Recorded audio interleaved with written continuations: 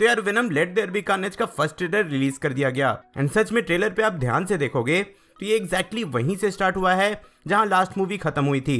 उन्होंने ऐसा directly trailer में ही दिखा दिया एंड ऑब्वियसली वेनम है तो छोटे मोटे स्पाइडरमैन से रिलेटेड ईस्टर एग्स रेफरेंसेस ये सब तो होंगे ही, इसलिए और डिले नहीं करते हैं, बढ़ते हैं shot by shot trailer breakdown पे।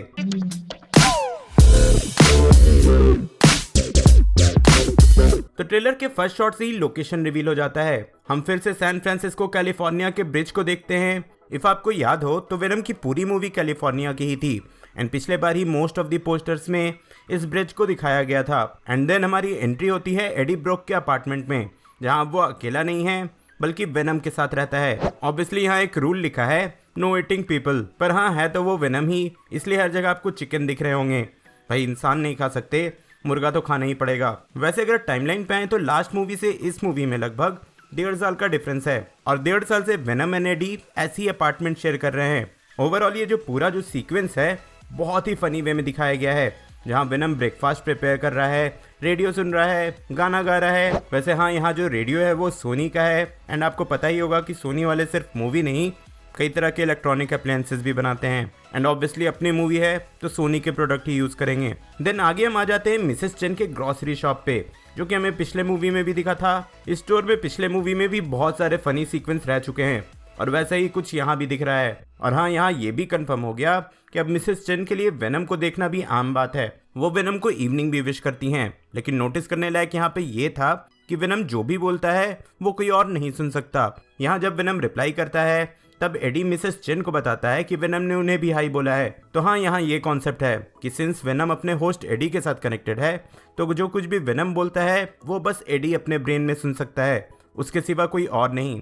देन आता है ये एक इम्पॉर्टेंट लोकेशन जो है सैन क्वेंटिन प्रिजन एंड यही बंद है सीरियल किलर क्लीटस कैसिडी, जिसे हमने लास्ट मूवी में भी देखा था एंड ऑब्वियसली सबको पता है कि यही कार्नेज बनेगा, लेकिन हाँ कैसे अभी तक रिवील नहीं किया गया। वैसे प्रिजन में हमें वुडी हैरिसन के कैरेक्टर क्लीटस का भी लुक मिला है, जहाँ वो एडी को एक लेटर लिख रहा है। आसपास उसने दीवार पे पूरा स्क्रैच कर रखा है, अजीब अजीब से मॉन्स्टर्स और फिगर्स बना रखे हैं, स्वीट डेथ लिख रखा है, जिससे कि उसके मेंटल हेल्थ को आप समझ सकते हो, बिल्कुल एक प्रॉपर साइको किलर।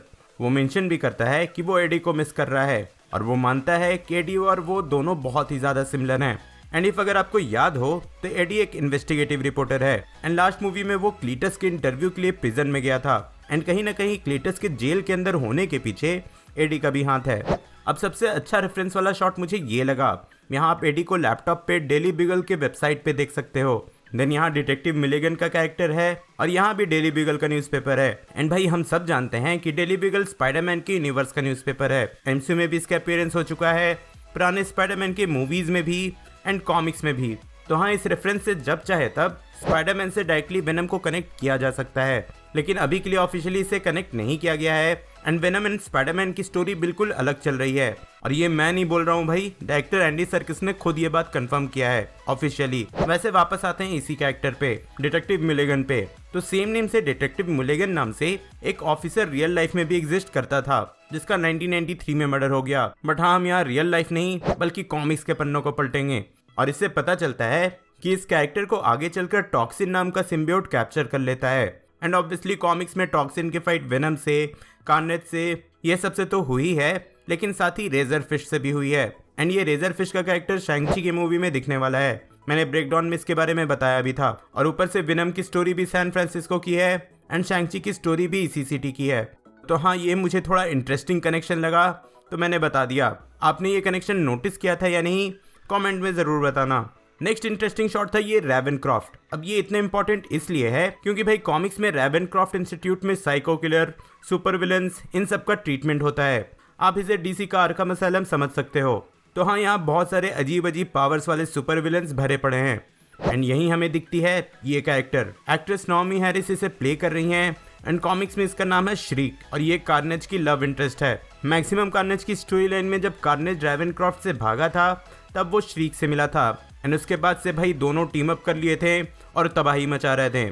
और शायद ऐसा ही कुछ सिमिलर शॉट हमें ट्रेलर में कई जगह देखने को मिला, जहां मोस्ट प्रोबेबली दोनों साथ में ही रहेंगे रेवेनक्रॉफ्ट से भागने के टाइम। आप इन शॉट में देख भी सकते हो जहां शायद कार्नेज जेल से भागने की कोशिश कर रहा है एंड मे बी वेनम उसे रोकने की कोशिश कर रहा है। तो हाँ, कॉमिक से मैक्सिमम कार्नेज की स्टोरी लाइन का इंस्पिरेशन तो यहाँ पे पक्का है। अब यहीं पे एक छोटा सा शॉट था ये, जहाँ कैसिडी एक स्पाइडर को कुचल देता है। अब ये सीन स्टार्टिंग वाले शॉट का ही है, जहाँ वो एडी को लेटर लिख रहा था। एंड एक सिम्बियोट को स्पाइडर को कुचलने का मतलब आप समझ ही सकते हो। इतने समझदार तो आप हो ही कि ये हिंट किस ओर कर रहा है। एंड अब फाइनली आते हैं कार्नेज के ट्रांसफॉर्मेशन पे।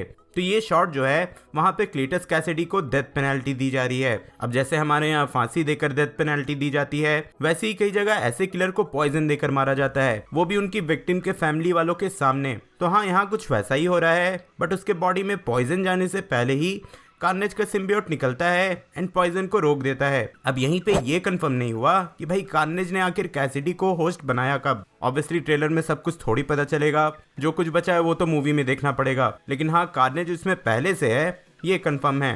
एंड भाई यहीं पे वो ट्रांसफॉर्म हो जाता है एंड हमें मिलता है कार्नेज का proper look. And as always किसी भी मार्वल मूवी के ट्रेलर की तरह इसका एंड होता है एक फनी सीन के साथ, जहाँ भाई वेनम को चाहिए चॉकलेट। एंड यहाँ पे फिर से कंफर्म हो जाता है कि वेनम जो भी बोल रहा है मिसेस चेन नहीं सुन सकती, बस एडी सुन सकता है। ओवरऑल ये एक सही ट्रेलर था, जिसमें मूवी के डार्कर टोन की जगह लाइट कॉमेडी पे ज़्यादा फोकस किया गया। और भाई अभी जो माहौल चल रहा है, लाइफ में खुशी की बहुत ज़्यादा ज़रूरत है। आपको ट्रेलर कैसा लगा कमेंट में ज़रूर बताना। एंड मुझसे कुछ मिस हो गया हो, कोई भी छोटे मोटे डिटेल्स, वो भी कमेंट में बता देना। वीडियो अच्छा लगा तो लाइक करना, फ्रेंड्स के साथ शेयर करना, एंड ऑब्वियसली ऐसी और ऑसम वीडियोस के लिए चैनल को सब्सक्राइब कर लेना। सिम्बियोट्स के बारे में डिटेल में जानने के लिए ऊपर वाली वीडियो देखें, एंड ND न्यूज़ का लेटेस्ट एपिसोड देखने के लिए नीचे वाली। मैं जल्दी और नई वीडियो लेकर आऊँगा। टिल देन, बी देसी, बी नर्ड।